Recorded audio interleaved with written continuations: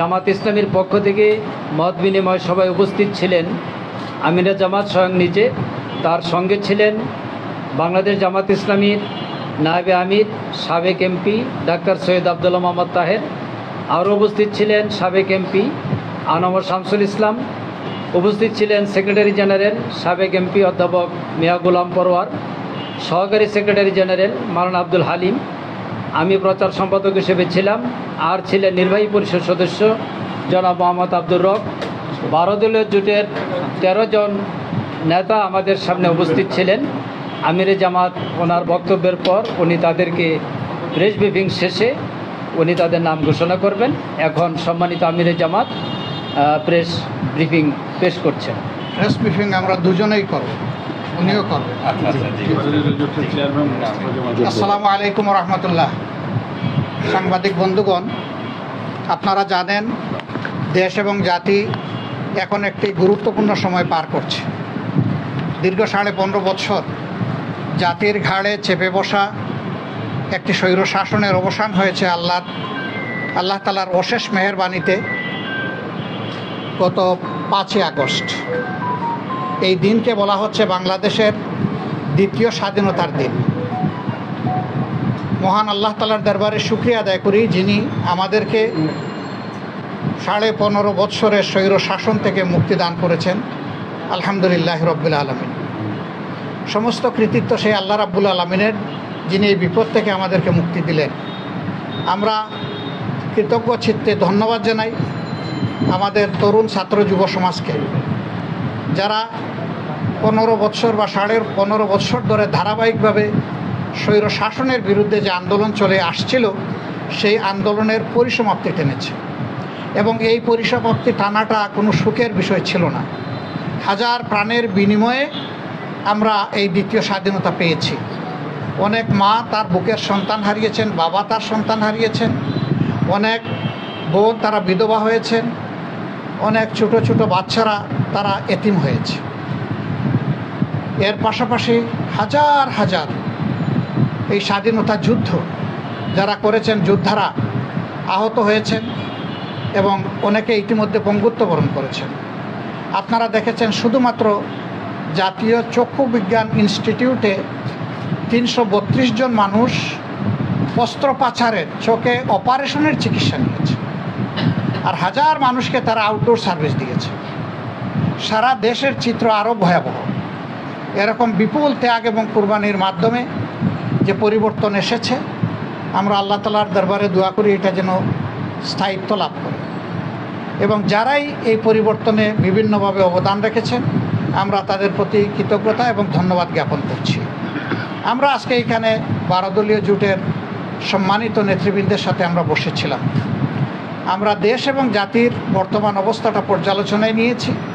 আগামী দিনে 12 দলীয় জোট কী করতে পারে, জামাত ইসলামী কী করতে পারে, অন্যান্য রাজনৈতিক দলগুলো কী ভূমিকা পালন করা উচিত, আমাদের সিভিল সোসাইটির কী ভূমিকা থাকা উচিত, এদেশে ওলামায়ে কেরাম যারা আছেন তাদের ভূমিকা ছিল, আগামীতে কী ভূমিকা থাকা উচিত। কারণ আমরা সকলেই নির্যাতিত ছিলাম। এই মজলুমদের আগামী দিনে দেশ গড়ার জন্য কর্তব্যটা কী হবে, মূলত সেই বিষয়গুলো নিয়ে আমরা আলাপ আলোচনা করেছি। এবং আমরা আশাবাদ ব্যক্ত করছি যে আমাদের এই ধরনের আলাপ আলোচনা, উঠা এবং বসা একসাথে চলবে। জনগণের ঐক্য দিনের পর দিন সুদৃঢ় হবে এবং রাস্তায় ছাত্র জনতা আমরা একাকার হয়ে যে কোনো ষড়যন্ত্র এবং চক্রান্তকে আল্লাহর উপর ভরসা করে ইনশাআল্লাহ আমরা মোকাবেলা করব। আমরা কোনো চক্রান্ত এবং ষড়যন্ত্রকে আমরা আনচ্যালেঞ্জ ছেড়ে দেব না এবং এই ক্ষেত্রে মজলুমদেরকে আল্লাহ সাহায্য করবেন, এই ব্যাপারে আমরা গভীর আশাবাদী। আপনাদের সকলকে ধন্যবাদ। এখন মুস্তফা জামাল হায়দার সাহেব, জোট প্রধান, 12 দলীয় জোটের প্রধান, তিনি কিছু কথা বলবেন। বিসমিল্লাহির রহমানির রহিম। আমার অত্যন্ত শ্রদ্ধেয় সম্মানিত জাতীয় নেতৃবৃন্দ এবং মিডিয়ার কর্মী ভাইয়েরা, আসসালামু আলাইকুম।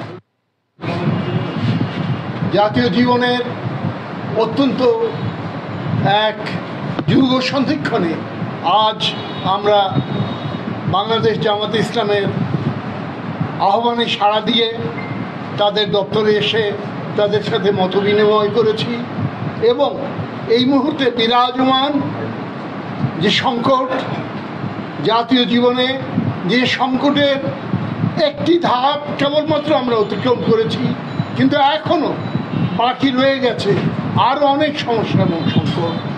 সেই সংকট মোকাবিলা করার জন্য আগামী দিনে একসাথে পথ চলার জন্য আমরা কীভাবে অগ্রসর হতে পারি সেই বিষয়ে আমরা দীর্ঘক্ষণ ব্যাপী আলাপ আলোচনা করেছি।